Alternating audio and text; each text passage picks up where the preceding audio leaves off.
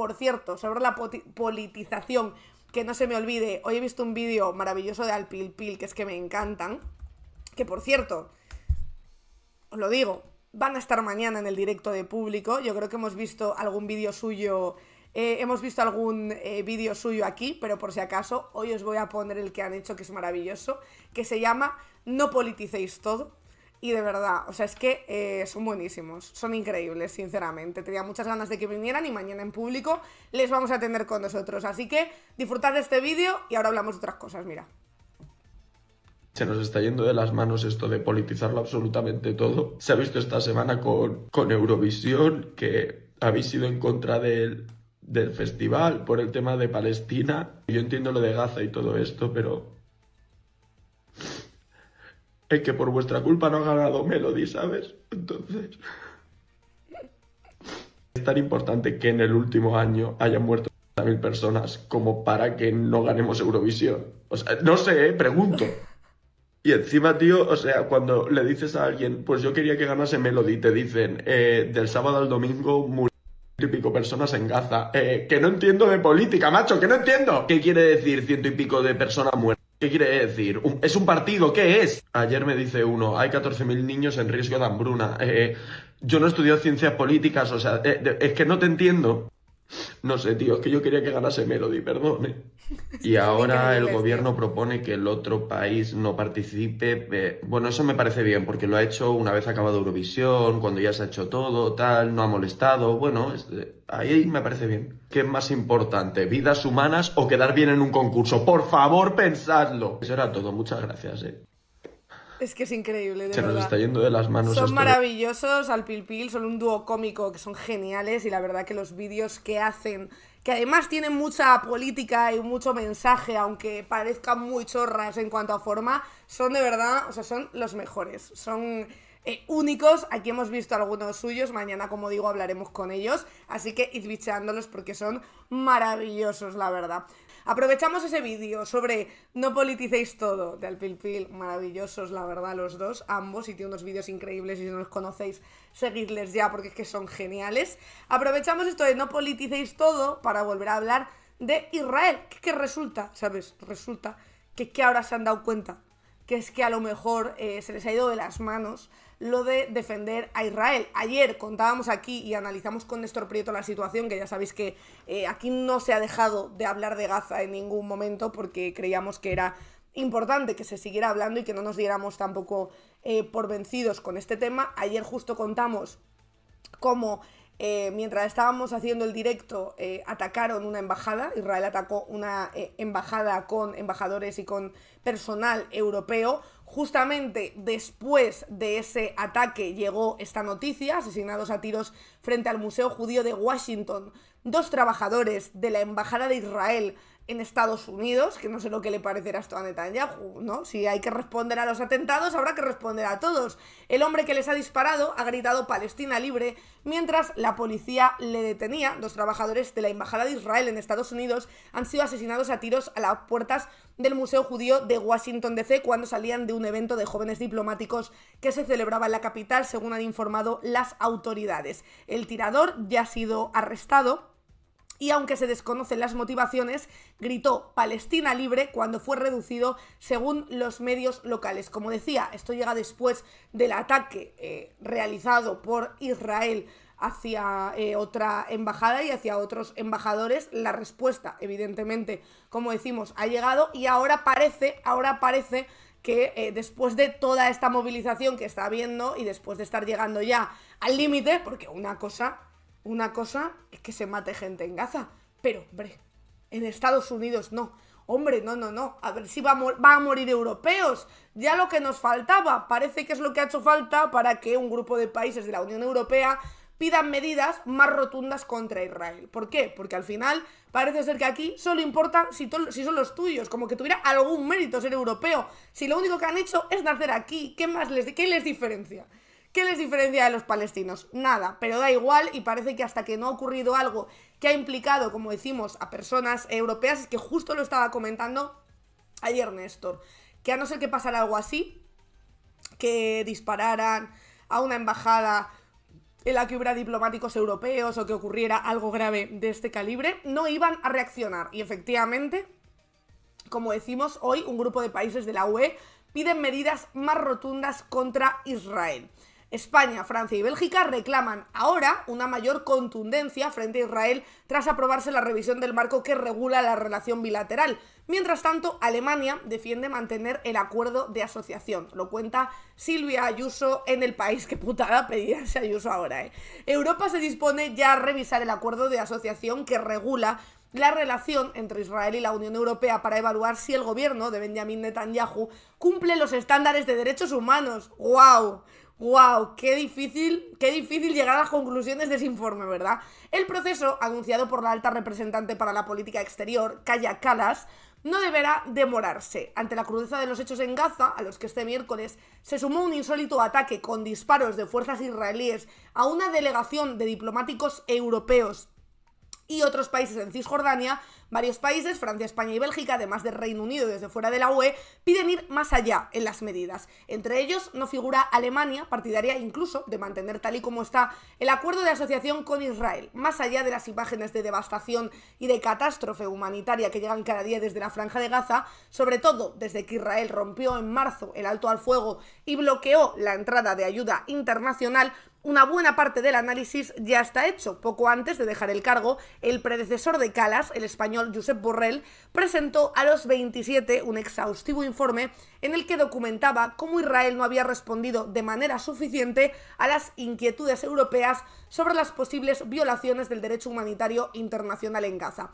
Corría noviembre de 2024 y muy pocos en la Unión Europea, salvo España, Irlanda y el propio Borrell, parecían considerar o se atrevían a decir en voz alta que la actuación israelí en la franja en respuesta al ataque terrorista de Hamas del 7 de octubre de 2023, cuya gravedad ningún país europeo ha cuestionado nunca, por más que la derecha haga hincapié en esto, ameritaba revisar el acuerdo que desde el 2000 encuadra las relaciones entre el Estado judío y la Unión Europea, y que constituye una de las pocas palancas de presión que Bruselas tiene ante el ejecutivo de Netanyahu, ya que la Unión Europea es el mayor socio comercial de Israel al suministrar un 32% del total de mercancías de Israel con el mundo en 2024, según datos de la Comisión. Mucho menos se atrevían los países en ese momento a apoyar un paso tan contundente como el que propuso Borrell, suspender el diálogo político con Israel. La iniciativa fue rechazada de inmediato por países como Austria o Alemania, alérgicos por su pasado nazi a formular cualquier crítica que pueda valerle una acusación antisemita, que me hace mucha gracia esto, mientras siguen teniendo todavía formaciones nazis, por mucho que intenten contenerlos. Esto me hace muchísima gracia, pero bueno, lo importante es aparentar. Pero también muchos otros estados manifestaron su temor a forzar una votación que mostrara la profunda división que este conflicto provoca en los 27, que hasta ahora solo han dado respuestas unificadas bastante tímidas, pese a que el informe de Borrell ya advertía en noviembre de que había un riesgo de empeoramiento de la catástrofe humanitaria en Gaza. 6 meses más tarde, y con esa profecía más que cumplida, esos pudores parecen diluirse. Ahora, claro, no solo es que la Estonia Kallas, de la que el gobierno de Netanyahu esperaba que emprendiera una senda diferente a la de Borrell, se haya abierto a analizar si Israel incumple los derechos humanos, es que lo hace instada por una enorme mayoría de Estados miembros, 17 de los 27, entre ellos aliados sólidos de Israel como Austria o Polonia. Las cifras dan la vuelta, aunque sea ya tarde, dice la noticia, para muchos palestinos. Sobre todo a mí lo que me preocupa es por qué da la vuelta ahora. Decís por aquí, lo gracioso es ver cómo se preguntan por el porqué del antisemitismo creciente. Claro, efectivamente, como decíamos aquí, es que está clarísimo, ¿no? Aparte de esto, como decimos, me hace mucha gracia que muchos de estos fachas, su argumento, como si alguien mereciera morir por de repente vivir en un país donde no se cumplen, por ejemplo, los derechos con el colectivo LGTB o las mujeres, como si no tuviéramos ya lo suficiente, te dicen: ah, sí, pues defiendes a Palestina, pues esto es lo que hacen los musulmanes con el colectivo LGTB. Esto me llama muchísimo la atención, ¿no? Esto lo dicen mucho. De hecho, hoy Tigrillo ha hecho un vídeo estupendo sobre este tema que utiliza la derecha y que además es muy interesante como bien dice Tigrillo, la derecha solo utiliza la defensa de los derechos del colectivo LGTB si es para atacar a otra minoría. Esta es la derecha utilizando a las personas LGTBIQ+ como excusa para defender el genocidio que está cometiendo Israel contra Palestina, y esta es la derecha en la misma semana y otras atacando, recortando derechos y agrediendo a personas por ser LGTBIQ+ en España. Así que recuerda, 1. La derecha nunca va a luchar por los derechos LGTBIQ+ en ninguna parte, porque la LGTBI-fobia es literalmente una de sus armas políticas, y 2. Defender a Israel para proteger a las personas LGTBIQ+ no tiene sentido cuando la principal causa de mortalidad de personas LGTBIQ+ palestinas es Israel. No es nuestro nombre. Libertad y justicia para Palestina. Efectivamente, como decía Tigrillo, esto solo lo utilizan si es para dañar a otros que les apetece más cargar contra esa minoría. Otra cosa de las que dicen normalmente y niegan ahora, bueno, han llegado a negar el holocausto los nazis, no sé qué nos sorprende, siempre que dices que Netanyahu fueron ellos mismos los que crearon Hamás, te dicen, infórmate un poco, lee historia. Bueno, pues a todos ellos tengo que decirles que hoy Netanyahu ha admitido que su gobierno permitió que Qatar enviara fondos a Hamás. Esto se ha publicado hoy en varios medios de comunicación para todos aquellos y aquellas que nos mandan a leer un poquito de historia. A lo mejor los que no querían abrir los ojos eran ellos. El Servicio Interior de Inteligencia israelí cifra en 30 millones el dinero que recibía cada mes el grupo armado palestino a través del Emirato y que Netanyahu conocía y permitía. Lo leemos en El País, pero insisto, lo tenéis en otros medios, también de derechas, lo podéis leer en El Español también, no os preocupéis. El primer ministro de Israel, Netanyahu, aseguró este miércoles que su gobierno permitió que se transfirieran fondos desde Qatar a Hamás en Gaza para mantener a los islamistas y a la Autoridad Nacional Palestina divididas. En una rueda de prensa nacional retransmitida en internet durante la comparecencia, Netanyahu rechazó que ese dinero fuera el responsable del ataque cometido por el grupo armado. Hombre, cariño, si tú todos los meses le estás dando dinero, a un grupo armado, pues un poquito, yo creo que ese dinero sí que ha provocado el atentado del que tú luego te has beneficiado para cometer un genocidio en nombre de ese atentado. Es que en fin, como os digo, luego habrá gente que todavía defienda a este señor por el atentado o los terroristas de Hamás, que es que los terroristas de Hamás vienen de aquí, no vienen de otro lado. Como decimos, la política que condujo a permitir a Qatar transferir dinero a Gaza fue aceptada por unanimidad por el Gabinete de Seguridad, dijo sobre la decisión adoptada en 2018. ¿Por qué se hizo? Por mantener divididos a Hamás y a la ANP. Según recoge además la prensa israelí, el primer ministro señaló que se aprobó la transferencia de dinero por recomendación de los servicios de inteligencia. Una investigación precisamente del Shin Bet destapó en marzo que Qatar enviaba unos 30 millones de dólares mensuales a Gaza que acababan en manos del brazo armado de Hamás con el beneplácito de los gobiernos de Netanyahu, que llegó a decir en noviembre de 2023 que las acusaciones de que estaban permitiendo la financiación de los islamistas eran ridículas, decía. En la comparecencia, Netanyahu se defendió este miércoles de las críticas por su posible implicación en el caso Qatargate, que investiga ahora la justicia israelí, afirmando que no recibió ni un solo shekel, la moneda israelí, de ese país. Esto es una gran mentira, quieren insinuar que yo recibí algo. Escuché incluso a alguien decir que recibí una fortuna de Qatar. No recibí, decía él, ni un solo shekel. Quien lo dijo fue demandado y quien lo vuelva a decir será demandado. Netanyahu declaró el pasado marzo como testigo en el marco del caso Qatargate tras el arresto de sus asesores, Eli Feldstein y Jonathan Urich, por pagos recibidos de Qatar para difundir historias favorables al país árabe entre la prensa israelí. Como decimos, ahora él mismo lo reconoce, esto para todos, la derecha que dice que lo condenable es el atentado de Hamás. Bueno, pues es que el atentado de Hamás también es responsabilidad de Netanyahu. Ya lo sabíamos antes, pero por si quedaba alguna duda. En fin, como decimos, sigue avanzando Israel con su total impunidad, mientras parece que algunos países europeos empiezan a despertar ahora. ¿Ya es muy tarde? Sí.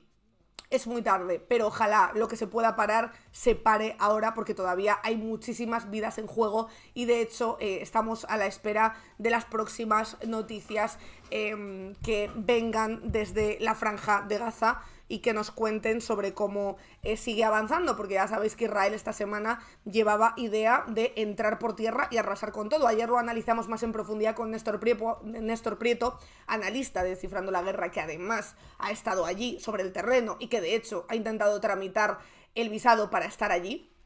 Esto me hace gracia cuando pregunta Roberto Vaquero que qué hacemos para... porque damos por hecho que es él. ¿Qué hacemos para parar a Israel? ¿Sabes qué pasa? Que es que incumple tanto Israel el derecho internacional que ni siquiera deja entrar a periodistas a informar de lo que está ocurriendo allí. Aparte de vulnerar todos los derechos humanos, ni siquiera está dejando entrar a periodistas que lo piden y periodistas que, como digo, registran la petición para entrar, ni siquiera les está dejando entrar a contar lo que pasa. Así que por mucho que intentéis mandar a las mujeres y al colectivo LGTB allí, no les van a dejar entrar porque no están dejando entrar a nadie, porque nadie quiere que vean el genocidio que están cometiendo. Eso es lo que está ocurriendo. Pero vamos, puede intentar tramitarlo Roberto Vaquero, que a lo mejor él, que le va a lo paranormal, sí que lo acaba de conseguir.